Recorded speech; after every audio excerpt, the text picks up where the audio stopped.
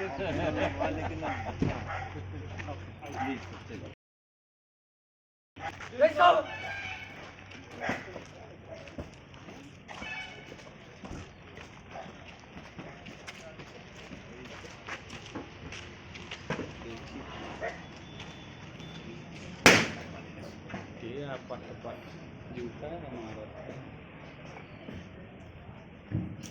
आप लोग अपनी जगह पर खड़ा होकर के हमारे माननीय सांसद महोदय श्री जनार्दन मिश्रा जी का स्वागत करें।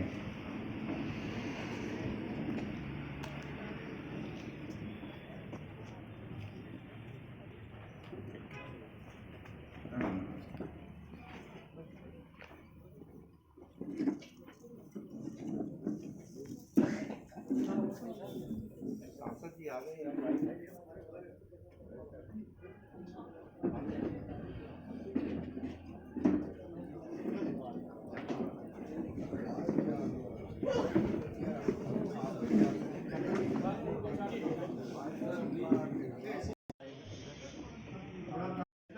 आप सबको पता है हमारा जो स्वर्णिम विजय दिवस एवं अमृत महोत्सव की मेला में सर्वप्रथम माइका से हमारे लिए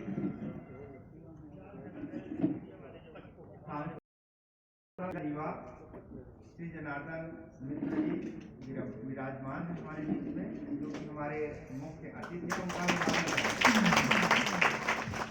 थोड़ा करतल ध्वनि में कंजूसी न हो, क्योंकि आप पूर्व सैनिक हैं और उस सैनिक का उत्साह ही जो है उसकी पूर्व क्षमता और उसके विचारों को व्यक्त करता है। तो बार बार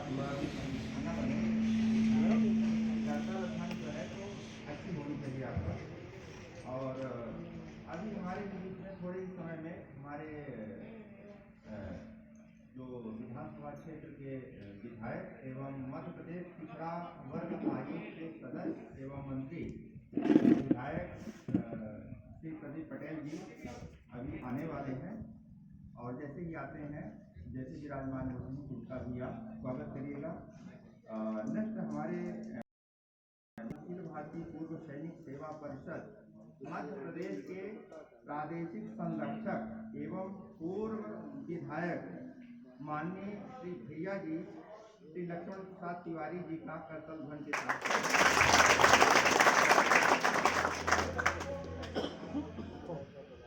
अभी व्यवस्थापन पर हमारे यहाँ पर जो विराजमान हैं और जो हमारे मार्गदर्शक श्रेणी में ही हैं अपने अखिल भारतीय पूर्व सैनिक सेवा परिषद के सार्जेंट रमेश पांडे जी, जो कि अखिल भारतीय पूर्व सैनिक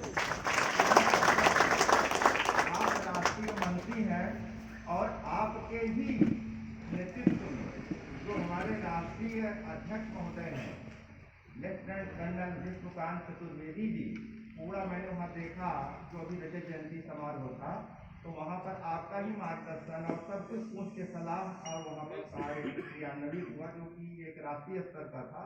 वो भी हमारे लिए गर्व की बात है कि हमारे बीच में हमारे राष्ट्रीय मंत्री महोदय बैठे। कैप्टन डी शर्मा साहब, जो कि हमारे अखिल भारतीय पूर्व सैनिक सेवा परिषद के आप और प्रांतीय कोषाध्यक्ष जिला मंत्री, तीन जो है तो कार्यभार है आपका।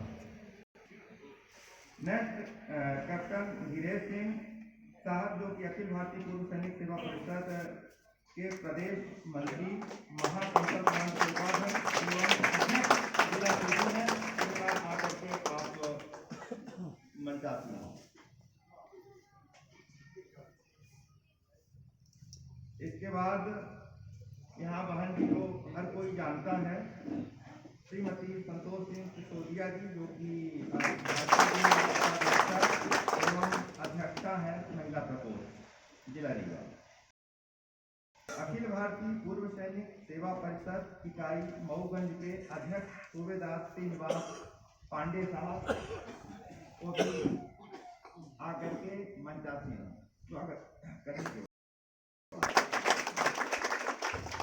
अब मैं जो आज के हमारे मुख्य अतिथि माननीय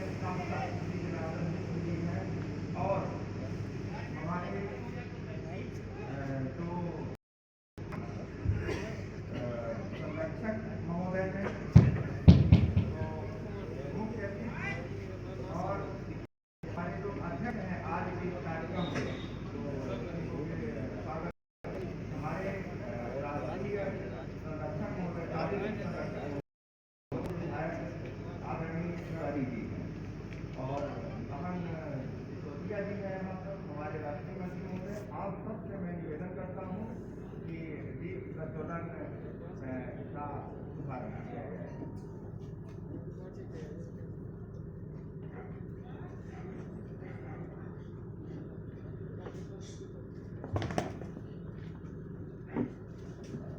बहुत अच्छे समय पर हमारे आदरणीय विधायक जी श्री प्रदीप पटेल जी आ गए हैं। उनका कर्तव्य ध्वन के साथ स्वागत किया गया है।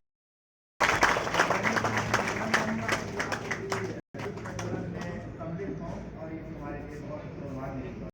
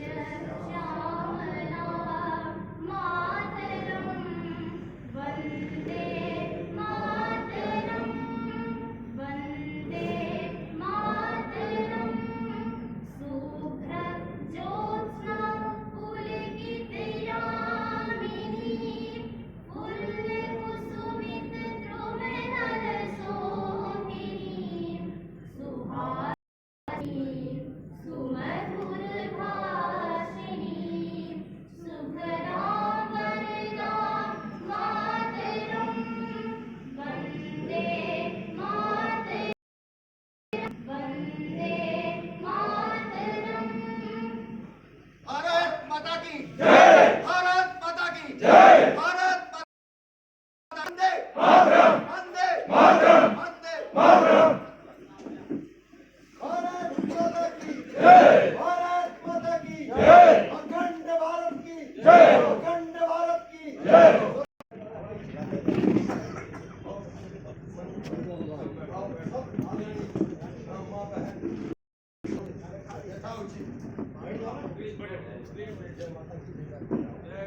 आइए आपको बैठा आइए आइए आपका पीछे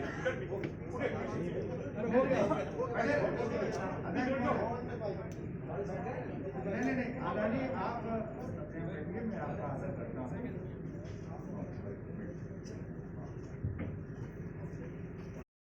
सेवा परिषद के अध्यक्ष महोदय से निवेदन करूंगा कि हमारे माननीय मुख्य अतिथि स्वागत करेंगे।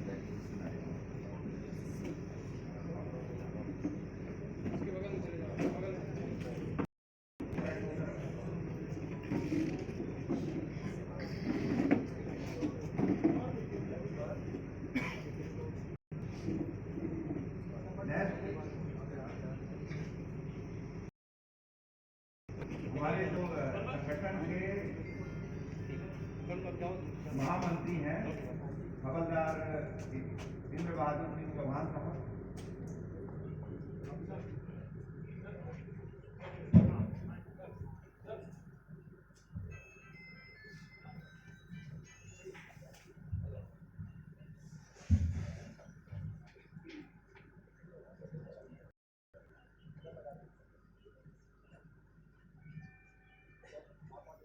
हमारे जो संरक्षक महोदय हैं, आप हमारे विधायक जी का बैंड लगाकर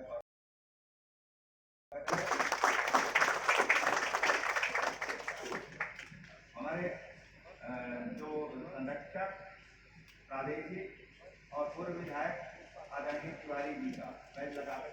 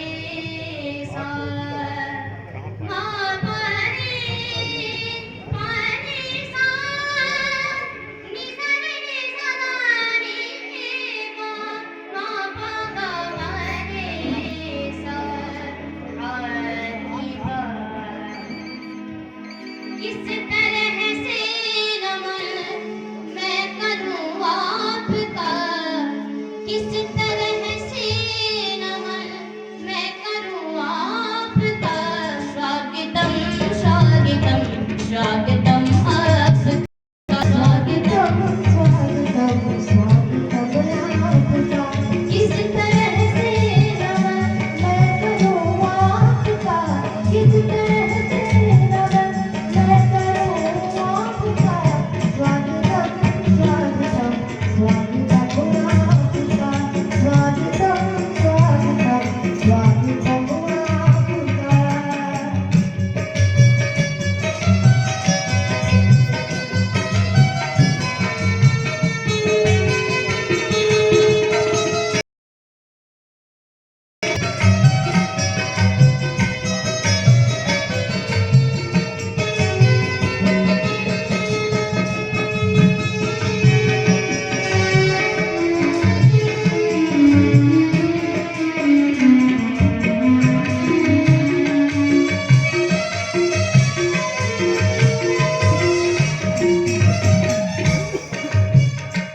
आप आए बड़ी उम्र है आपकी, करम बखवरेगा सारे निसा धरी रे सा, निसा सा सरे रे सा सा गा रे रे मा मा ला ला ला ला मा मा रे रे ला ला मा ला मा ला ला मा रे गा सा रे नी रे सा।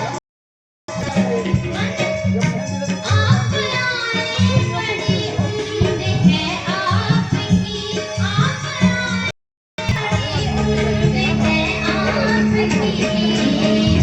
बस अभी नाम मैंने लिया आपका, बस अभी नाम मैंने लिया आपका। किस तरह से नमन मैं करूं आपका, किस तरह से नमन मैं करूं आपका। स्वागतम स्वागतम स्वागतम आपका, स्वागतम स्वागतम आपका।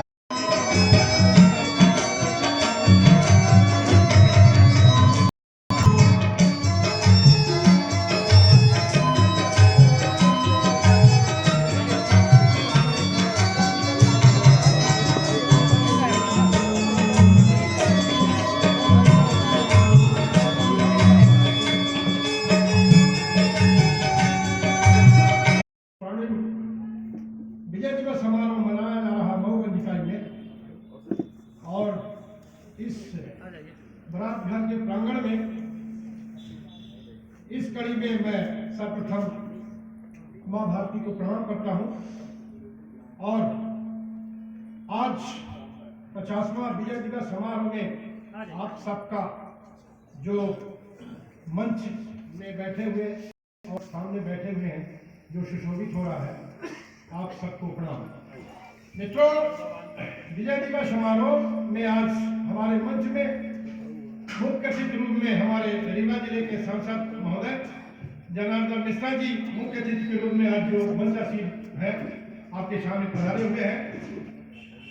दूसरे हमारे अतिथि जो मऊगंज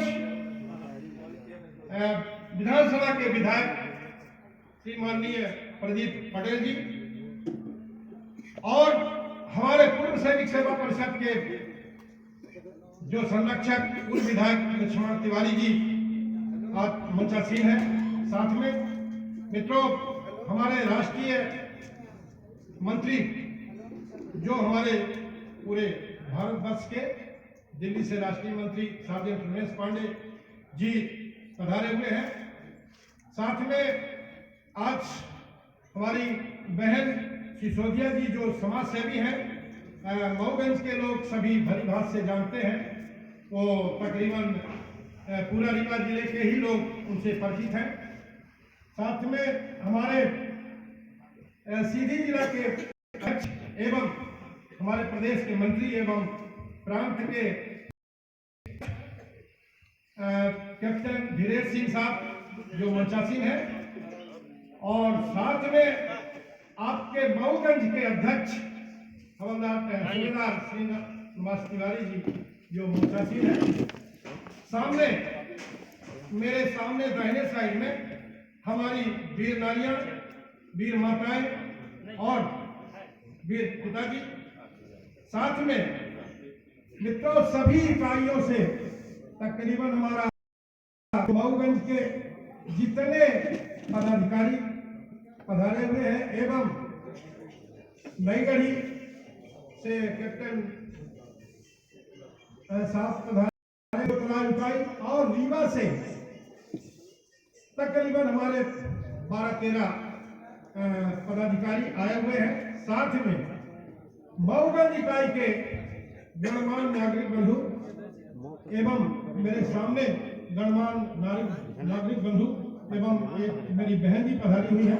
साथ में एनसीसी के बच्चे एवं मीडिया के लोग, आप सबका 50वां स्वर्ण दिवस के रूप में जो मऊगंज में मनाया जा रहा है, आपका सबका स्वागत, वंदन, अभिनंदन है। आप सभी को मेरा नमस्कार, जय हिंद, जय भारत। मित्रों, भारतीय सेना वास्तव में आप भारतीय सेना से हैं, और जो हमारे बंधु लोग नहीं है वो सब भारतीय सेना के बारे में जानते हैं कि भारतीय सेना की हमारा पराक्रम जो है वो कितना अव्वल दर्जे का है।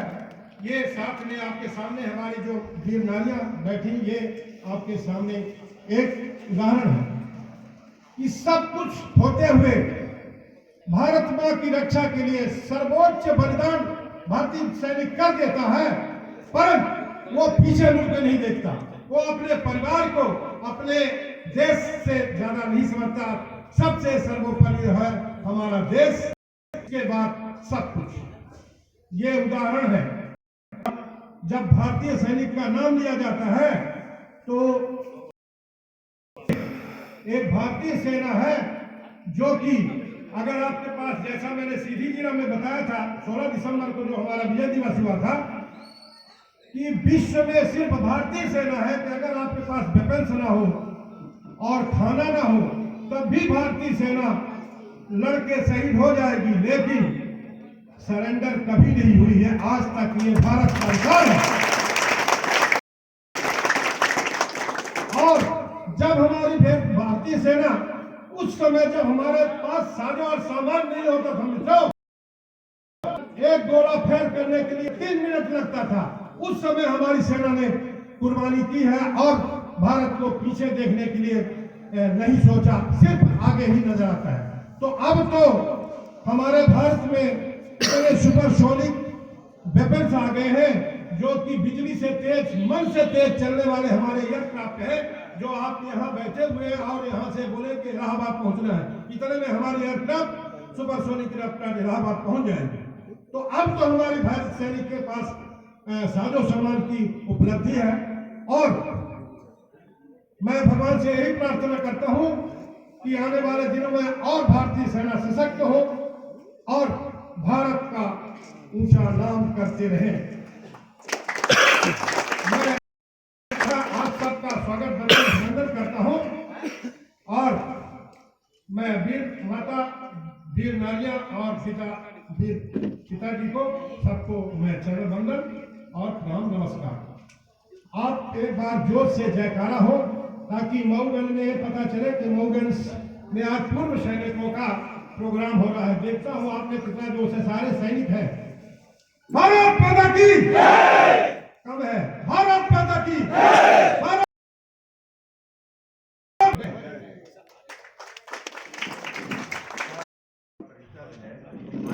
अरे प्रेरणा गीत है। कुछ पधारे गायन करने के लिए मैं सूबेदार मेजर संतोष कुमार तिवारी को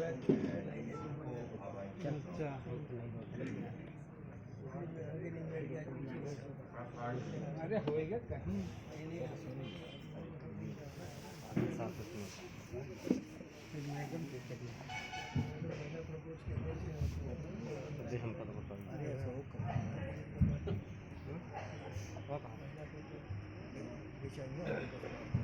सब में कुछ ज़्यादा ना लेते हुए सभी मंचासीन और सभी हमारे पदाधिकारीगण हमारे इस परिषद का जो उद्देश्य है इसके लिए गठन किया गया यही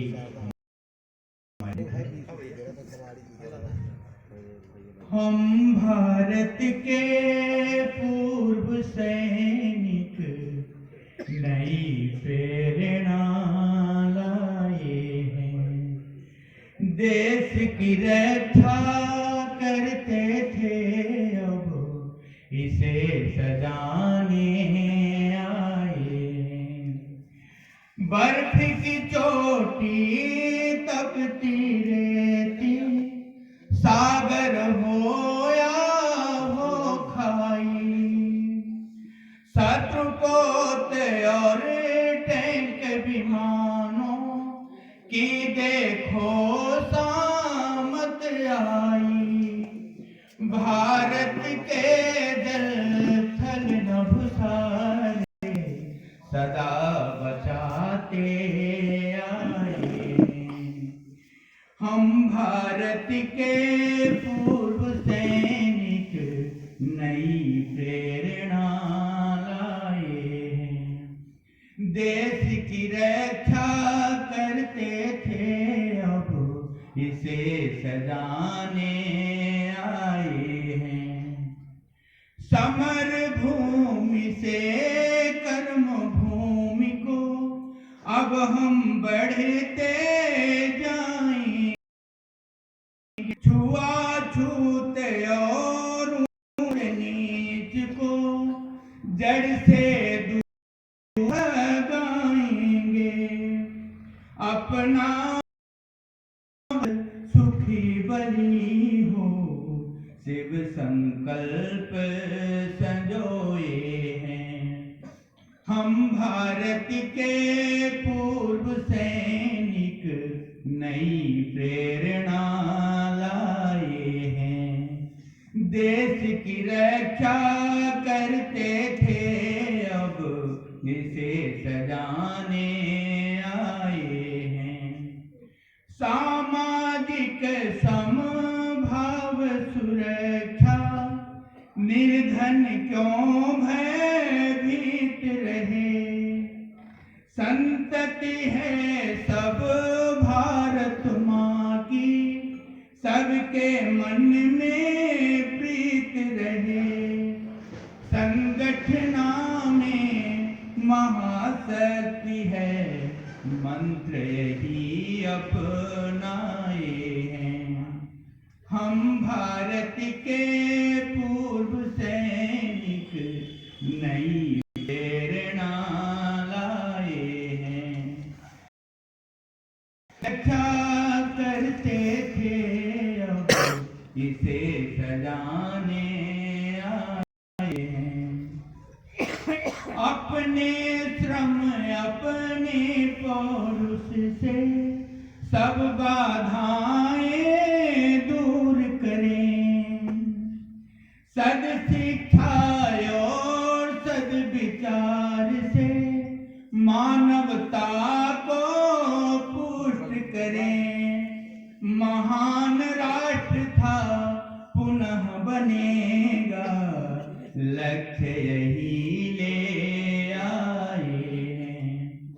हम भारत के सैनिक नई प्रेरणा लाए हैं। देश की रक्षा करते थे अब इसे सजाने आए हैं। भारत माता की जय।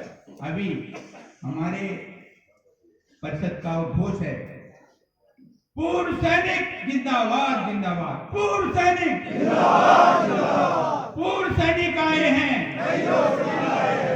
पूर्व सैनिक की क्या पहचान, पूर्व सैनिक की क्या पहचान। जय हिंद जय भारत। बहुत अच्छा आपने प्रेरणा गीत गाया, बहुत काफी संख्यात्मक है और प्रेरणात्मक है। किसी विद्वान कवि ने कहा है कि जो भरा नहीं है भावों से, जो भरा नहीं है भावों से बहती जिसमें रसधार नहीं, वह हृदय नहीं पत्थर है जिसमें स्वदेश का प्यार नहीं। तो यहाँ पर जो ये सब बैठे हुए हैं सब ये प्रेरणा पुंज ही है। जैसे एक प्रेरणा ज्योति होती है, जिन्होंने अपने जीवन को कर दिया, अपना जवानी वहां पर बिता दिया, और जैसे कैसे अगर यहाँ पर सकुशल है तो यज्ञ की बलवेदी में आपने भी काफी कुछ जो है तो वहां पर न्यौछावर किया है। और इसी कड़ी में मैं अब हमारे जो मुख्य अतिथि परमादरणीय श्री जनार्दन मिश्र जी हैं, शासन महोदय से मैं साग्रह निवेदन करूंगा कि कृपया अपने विचार और कुछ हम लोगों के लिए प्रेरणास्पद अपने उद्बोधन जो है तो व्यक्त करने का कष्ट करें। परमादरणीय सांसद श्री जनार्दन मिश्र।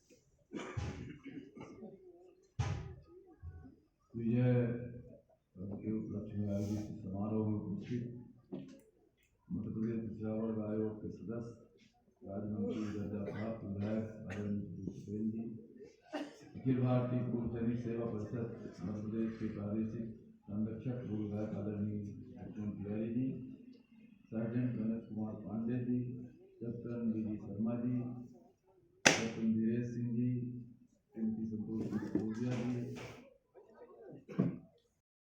मोहगंज इकाई के अध्यक्ष सूबेदार विनायक श्रीनिवास पांडे जी, हमारे बीच उपस्थित वीर माता पिता एवं वीर नारियां, शहीद नायक सुषमा त्रिपाठी जी की वीर नारी श्रीमती त्रिपाठी जी, शहीद मेजर आशीष दुबे जी की वीर माता श्रीमती गीता दुबे जी, शहीद नायक राम संजीवन जायसवाल जी की वीर नारी श्रीमती रेवती जायसवाल जी, शहीद रावेंद्र मिश्रा जी की वीर नारी श्रीमती आभा मिश्रा जी, देवेंद्र द्विवेदी जी की वीर नारी श्रीमती सुनीता द्विवेदी जी, शहीद नायक शाहरुख साल पांडे जी की वीर नारी श्रीमती श्यामकली पांडे जी, नायक रामनारायण मिश्रा जी की वीर नारी श्रीमती कृष्णा मिश्रा जी, शहीद नायक दीपक सिंह वीर चक्र के वीर नारी नायक वीर भाई नायक श्री प्रकाश सिंह जी, श्रीमती श्यामकली पांडे जी, कल्याणी हवलदार रावण प्रसाद पांडे जी, गोमती निवास जी, शहीद भारत पाक युद्ध हवलदार हीरालाल सोनी रिटायर्ड भारत पाक युद्ध 1971 सेनानी, पटेल साहब रिटायर्ड सेनानी, समाज सेविका पांडे जी, मिशन बेटी बचाओ बेटी पढ़ाओ महिला सशक्तिकरण एवं सभी सैनिकगण, पूर्व का नाम तो अच्छा नहीं लगता इसलिए सभी वीर जवान साथियों और मित्रों, सबसे पहले मैं CDS बिपिन रावत जी और उनके साथ हेलीकॉप्टर दुर्घटना में शहीद हुए हमारे सभी जवान शहीदों को नमन करता हूँ, श्रद्धांजलि अर्पित करता हूँ अपनी तरफ से। और इसके साथ ही 1971 जो हमारे सैनिक शहीद हुए उन सबको उन सबके चरणों में नमन। मित्रों, भारतीय सेना केवल 1947 से नहीं लड़ रही है। भारतीय सेना का उद्भव ही भारत के अमर स्वतंत्रता के उद्भव से हुआ है। भारत के स्वतंत्रता की चिंगारी ही भारतीय सैनिकों ने जलाई सुलगाई। 1857 का जो युद्ध हुआ, जो विद्रोह, जिसे विद्रोह कहते हैं, एक सरलीकरण के लिए मैं समझता हूं कि वो दुनिया ने भी माना है कि वो भारतीय स्वतंत्रता आंदोलन का सैनिक विद्रोह नहीं था, वो भारतीय स्वतंत्रता आंदोलन का प्रथम युद्ध शुरू हुआ और उसके तमाम नायक और शहीद भारतीय सेना के जवान हुए। और अंतिम स्वतंत्रता के बारे में, जब हमें स्वतंत्रता मिली, उसके बाद जिनके जमाने में हम स्वतंत्र हुए, ब्रिटिश प्रधानमंत्री एटली, उनसे जब पूछा गया, वो कलकत्ता आए थे, तो उनसे पूछा गया कि कांग्रेस का आंदोलन तो 42 से लेकर के 43-44 के आसपास आप लोगों ने उसको समाप्त कर दिया था। पूरा स्वतंत्रता आंदोलन जो था वो निष्प्राण हो चुका था। अंग्रेज पूरी तरह से उन्होंने इस स्वतंत्रता आंदोलन पर कब्जा कर लिया था, उसको निष्प्राण। इतना जल्दी आपने भारत को स्वतंत्र कैसे कर दिया? उन्होंने कहा कि ये सही नहीं है। हकीकत ये है कि द्वितीय विश्व युद्ध में विजय के बाद जो भारतीय सैनिक वापस आए और उनकी संख्या लाखों में थी, और उनमें जो विजय का उन्माद था, उन्होंने जो स्वतंत्रता की अलग, वहां स्वतंत्रता का जो दृश्य देखा, विजय का जो दृश्य देखा, उसके बाद उनके कदमों को कोई रोक नहीं सकता था। और इसलिए हमने तो ये स्वतंत्रता का आंदोलन 1857 से लेकर के 1947 तक भारतीय सैनिकों के सहारे, भारतीय सैनिकों की वीरता, उनके उत्सर्ग को बहुत बल मिला। उसके बाद 47 के बाद की कहानी तो लगभग सभी को मालूम है, किसी को ज्यादा मालूम है, आपको प्रत्यक्ष मालूम है, हम लोगों को पढ़ के मालूम है, तो किसी को सुन के मालूम है, मालूम हर किसी को है। उस पर इस देश के एक नागरिक को गर्व है। और मैंने 1857 से लेकर के अभी तक का जो अध्ययन किया, एक भी सिपाही के पीठ में गोली लगने का कहीं कोई प्रमाण आज तक नहीं मिला, चाहे वो अंग्रेजों का इतिहास हो, चाहे वो मुस्लिमों के द्वारा लिखा गया इतिहास हो। अंग्रेजों ने भी कहीं नहीं लिखा है, मुसलमानों ने जो इतिहास लिखा उसमें भी कहीं नहीं है कि किसी भारतीय सेना के सैनिक के पीठ पे गोली लगी है। सीने पर गोली खाने की हजारों लाखों कहानियां। लेकिन मित्रों, जो मेरे मन में है उसे आप अन्यथा मत लेना, क्योंकि कभी कभी थोड़ा ठीक, मैंने जो मन में होता है वो बोलने का मैं उसको रोक नहीं पाता। 10 साल में चले जाते हो सेना में, कोई 40 साल में रिटायर होके आता है, तो कोई अधिक आता है, कुछ कम, मैंने 20 साल तो आपको देने पड़ते हैं। तो 18 साल का वयस, बिल्कुल किशोर अवस्था, मुंह भी नहीं रहता ठीक से। 40 साल की उम्र में जब वापस आता है और ये सिविलियंस के चक्कर में फंसता है, तो वो बिल्कुल एकदम डिफिकल्ट हो जाता है, एडजस्ट नहीं कर पाता सही, क्योंकि वहां की व्यवस्था, वहां की पारदर्शिता, वहां की वीरता, वहां का संकल्प सिविल में नहीं है।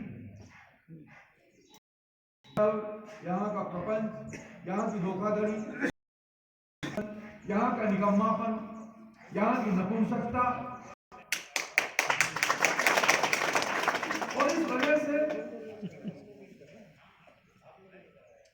सैनिक और ये जो आम आदमी है इसके बीच संघर्ष शुरू होता है।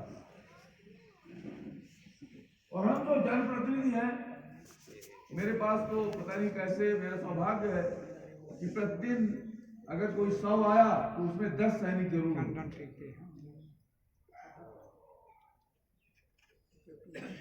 और जब उनकी व्यथा देखता हूँ, सुनता हूँ, सर मुझको तो 2 दिन मेरी छुट्टी है, मेरा ये जमीन हड़प रहा है, मेरा सीमांकन नहीं कर रहा, वो पटवारी घूस मांग रहा है, वो मेरे चाचा जी ने मेरे जमीन में कब्जा कर लिया, मेरे पिताजी तो नहीं है, भाई वहाँ है, मैं फोन करूँ, मेरी माँ है, मेरी पत्नी है, कोई देखने वाला नहीं है, मेरी मदद है।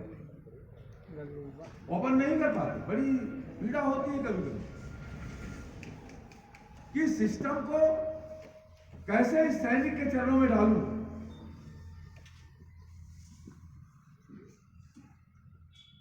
तो रिटायरमेंट के बाद ठीक है, कई लोग दूसरे काम में चले जाते हैं, पर एक उम्र के बाद तो वो लौटते हैं। 40 से 36-37 के बाद आप 15-20 साल आपने और नौकरी कर ली, किसी ने नहीं की, वापस चले आए अपने समाज में, घर में, गांव में, जहाँ भी आपका है, वहां कैसे हो एडजस्टमेंट। 2 समस्याएं आज हम सब ग्रामीण पृष्ठभूमि के लोग हैं। मेरे सामने जो सबसे बड़ी चुनौती है, मैं जो देखता हूं कि और जब से ये कृषि बिल वापस हुए तब से और भी मुझे चिंता बढ़ी। मैं भी खेतिहर परिवार का ही हूँ और अभी आज तक ईश्वर की कृपा रही हो, चाहे ईश्वर की कुदृष्टि रही हो, खेती के अलावा मेरे पास कोई भी आय का साधन नहीं है। जिस दिन सांसदी चली जाएगी उस दिन पेंशन अगर मिलेगी तो रहेगी, बाकी खेती के अलावा कोई भी आय का साधन नहीं, और न बने यही ईश्वर से कल्पना भी है, आराधना भी, कोई साधन बनने भी न पाए। तो खेती कैसे आगे बढ़े? 20 साल पीछे हो गई। कृषि कानून के वापस होने के बाद खेती और किसान 20 साल पीछे हो गए।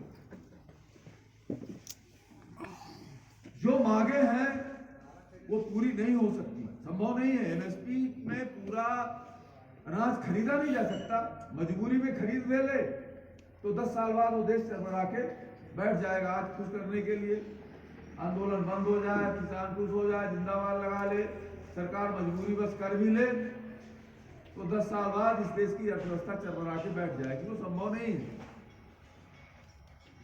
तो सबसे पहली चीज है कृषि लागत कैसे कम हो। जब तक आप कृषि की लागत नहीं कम कर सकते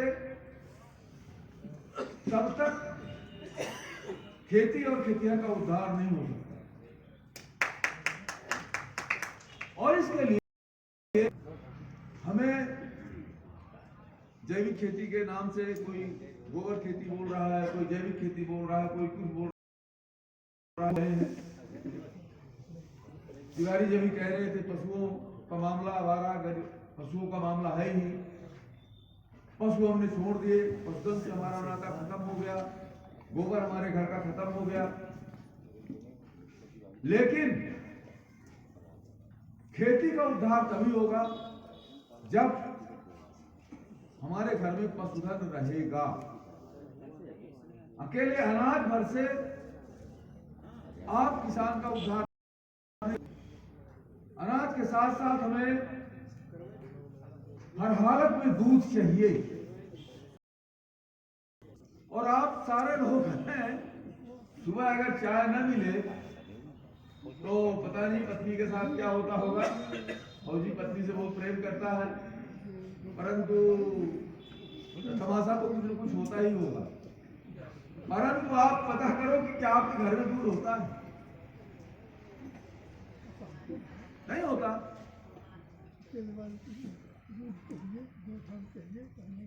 तो इसलिए पशुधन को बढ़ाना होगा।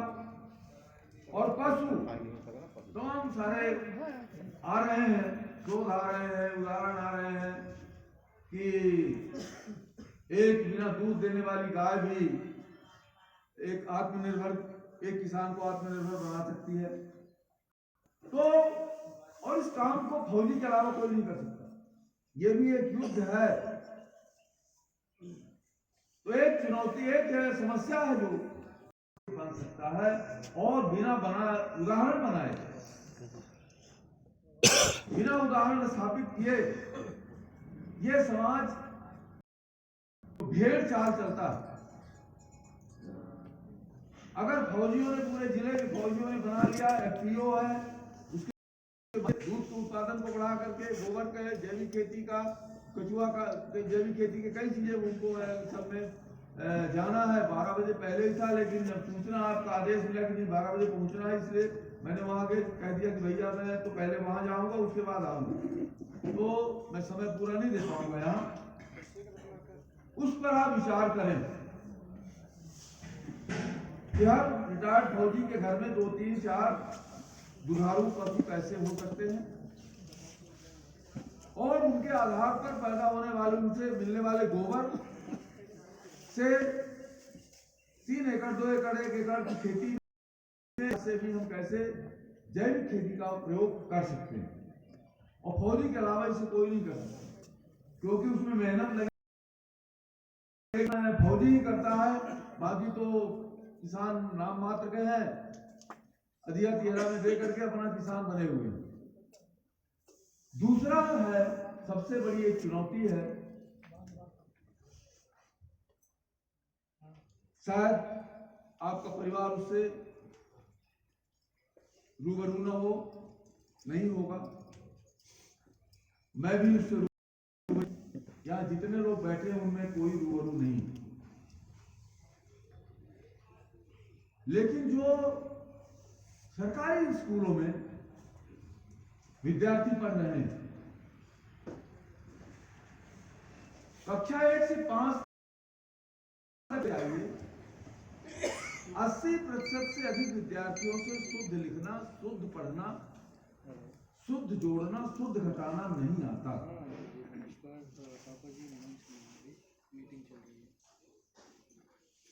और उनके माता पिता निश्चित रूप से सरकारी स्कूल में पढ़ रहे हैं, उनके बच्चे तो सही, वो गांव के ही किसी प्राइवेट स्कूल में नहीं पढ़ा सकते, इस वजह से वो अपने बच्चे को सरकारी स्कूल में पढ़ाते नहीं। तो आज कोई सरकारी स्कूल में अपने बच्चे को पढ़ाना, इसीलिए मैंने कहा कि ना आप उस समस्या से रूबरू हो, ना मैं रूबरू हूं। उस समस्या का ज्ञान हमें, आपको भान नहीं, क्योंकि हमारे बच्चे प्राइवेट स्कूलों में पढ़ते हैं, परंतु अभी भी इन विद्यालयों में पढ़ने वाले विद्यार्थियों की संख्या गांव में पढ़ने वाले विद्यार्थियों का अगर देखें तो लगभग 50,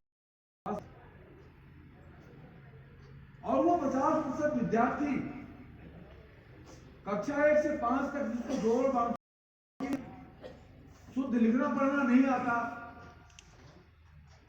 वो कैसे हमारे बच्चे से, आपके बच्चे से, आपके नाती से, आपके पोते से वो कैसे कंपटीशन करेगा, और उसका विकास वहीं पर खत्म। 8वां पढ़ लेगा, नकल करके 10वां पढ़ लेगा, दस्तखत कर लेगा, और फिर वो कहेगा कि दो नौकरी दो। आज सबसे बड़ी चुनौती जोड़, बाकी, गुणा, भाग और शुद्ध लिखना पढ़ना कैसे आने लगे सरकारी स्कूल में पढ़ने वाले बच्चों। और मैं तो जब कभी भी रिटायर होऊंगा तो संकल्प कर रखा है, सब कुछ छोड़ दूंगा, और मेरे जीवन का ध्येय है कि 1 स्कूल 2 स्कूल के बच्चों को स्कूल में पढ़ाऊंगा, और घर में भी 10-5 बच्चों को इकट्ठा करके उनको पढ़ाने का काम करूंगा,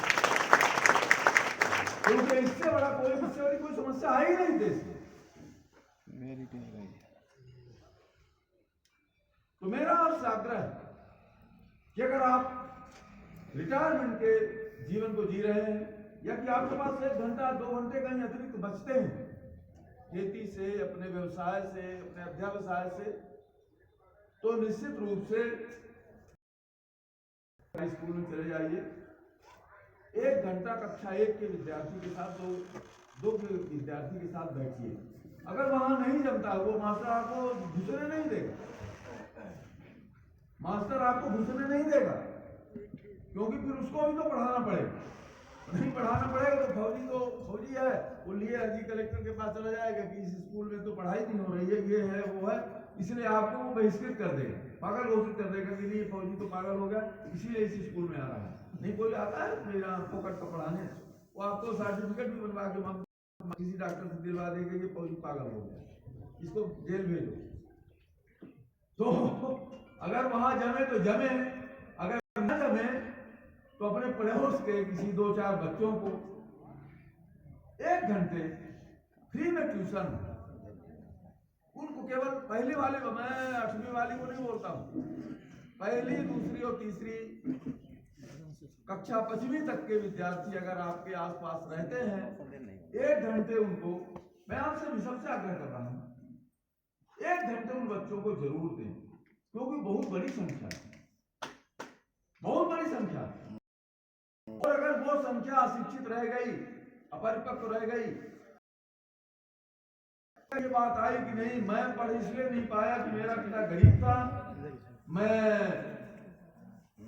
सरकारी स्कूल में पढ़ने के कारण शिक्षित नहीं हुआ,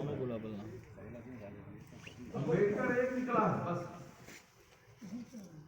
या कि कोई गरीब किसान का बच्चा कहीं IAS है या कि सुपर कहीं कुछ हो गया, बाकी सारे सब ये पढ़े लिखे पैसे वालों के बच्चे हो रहे हैं, गरीब का हमारा आपका बच्चा नहीं हो रहा। हमारा आपका बच्चा वही होता है जिसको हम शुरू से ही अच्छी शिक्षा, अच्छे स्कूल, अच्छा सब कुछ देते हैं, फिर कहते हैं कि वो किसान का लड़का हो गया। किसान का कोई लड़का नहीं हो रहा कहीं, सब पैसे वालों के लड़के हो रहे हैं, क्योंकि पाठ्यक्रम ही ऐसा है। स्टेट का पाठ्यक्रम और CBSE का केंद्र का पाठ्यक्रम आप देख लीजिए, जब वहां बात करते हैं कि समान पाठ्यक्रम लागू करो तो आधे सांसद विरोध करते हैं, 3/4 सांसद विरोध करने लगते हैं। ये कैसे होगा? शिक्षा तो अच्छी दीजिए, अच्छी शिक्षा दीजिए, अच्छा पाठ्यक्रम बनाइए, और अच्छा पाठ्यक्रम बना दीजिए तो पहला वाला जो पढ़ रहा है शिक्षा नीति का इसी में विरोध हो रहा है। शिक्षा नीति का विरोध भी इसी में हुआ जो शिक्षा नीति आई, समान पाठ्यक्रम लागू करने की बात कर रही, और समान पाठ्यक्रम लागू करने के लिए तो वहां विरोध हो रहा है। विरोध कौन कर रहा है? जिसके पास पैसा है। वो कहते हैं इंफ्रास्ट्रक्चर नहीं है, मास्टर नहीं, सही है मास्टर नहीं है, इंफ्रास्ट्रक्चर नहीं, लेकिन आप दो तरह की शिक्षा प्रणाली कैसे कर सकते हैं आप विकसित? एक को इस तरह के इतने अच्छा ज्ञान दिया जाए, दूसरे को इस तरह का पाठ्यक्रम दिया जाए। ये 2 पाठ्यक्रम चल रहे हैं इस देश में। उन 2 पाठ्यक्रमों में गरीब के बच्चे को निचला पाठ्यक्रम, राज्य का पाठ्यक्रम मिल रहा है सरकारी स्कूलों में, और उसमें भी उसको सीधे सीधे पढ़ना, लिखना, जोड़ना, बताना भी नहीं आ रहा। आप ही कर सकते हैं, फौज का ही आदमी कर सकता है, बाकी नहीं कर सकते। एक तो जैविक खेती की ओर, दूध, और बच्चों को अगर एक बच्चे किसी गरीब के बच्चे को अगर आप दें, आप दे सकते हैं, क्योंकि आपने देश के लिए दिया है, जवानी आपने दी है, सब कुछ दिया है आपने देश के लिए। तो अगर इतना हो सकेगा तो निश्चित रूप से समाज में जो आपकी महती भूमिका है उसके साथ साथ ये कड़ियाँ और भी जुड़ जाएंगी।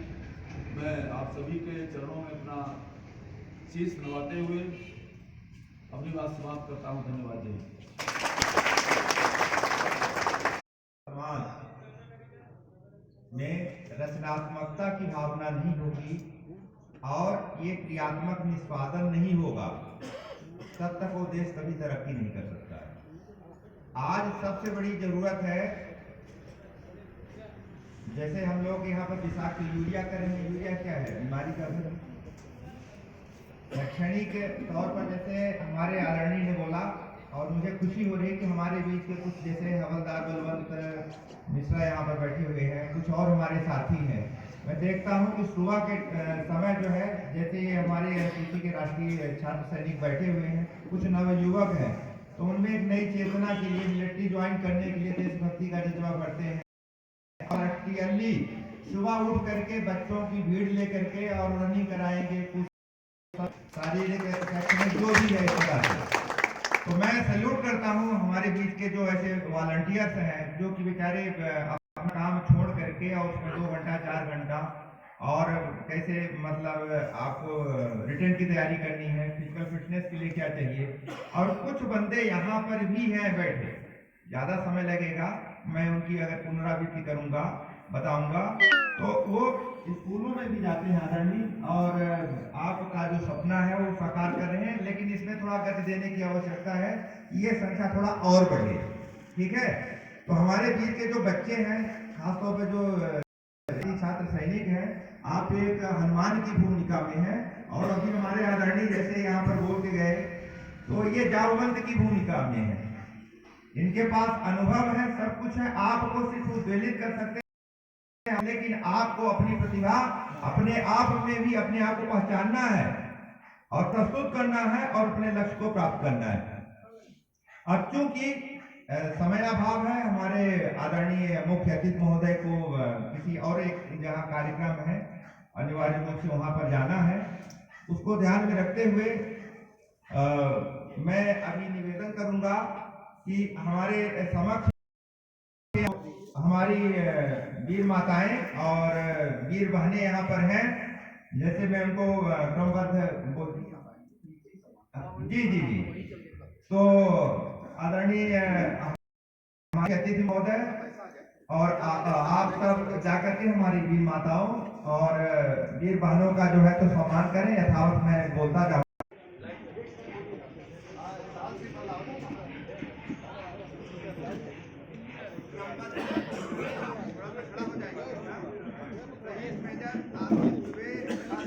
वीर माता श्रीमती गीता दुबे जी,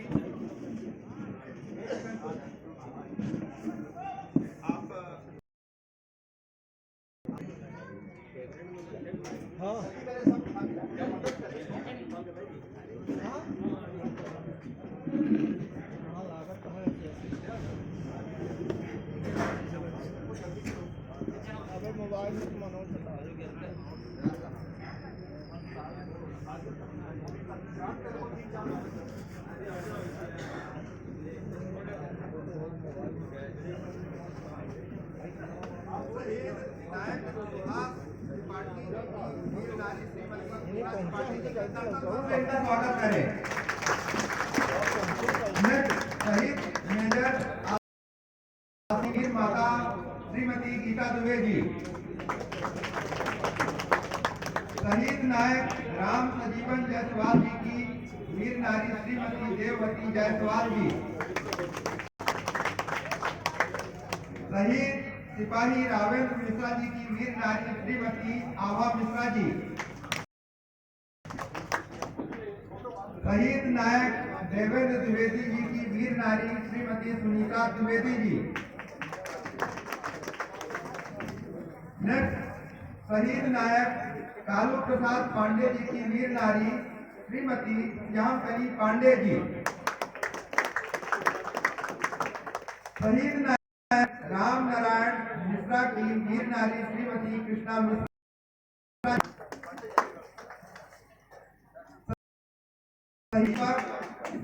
वीर चक के वीर भाई नायक श्री प्रकाश सिंह जी,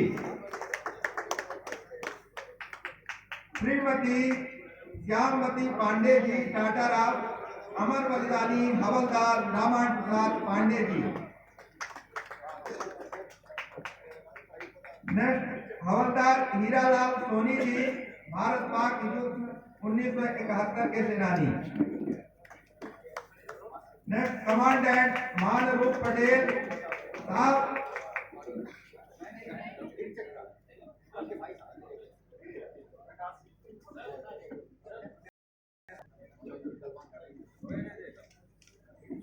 हवलदार हीरालाल सोनी जी, भारत पाक युद्ध कहाँ तक पहुंचे?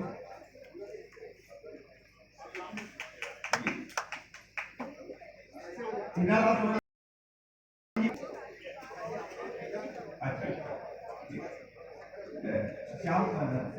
नारायण पांडे जी ने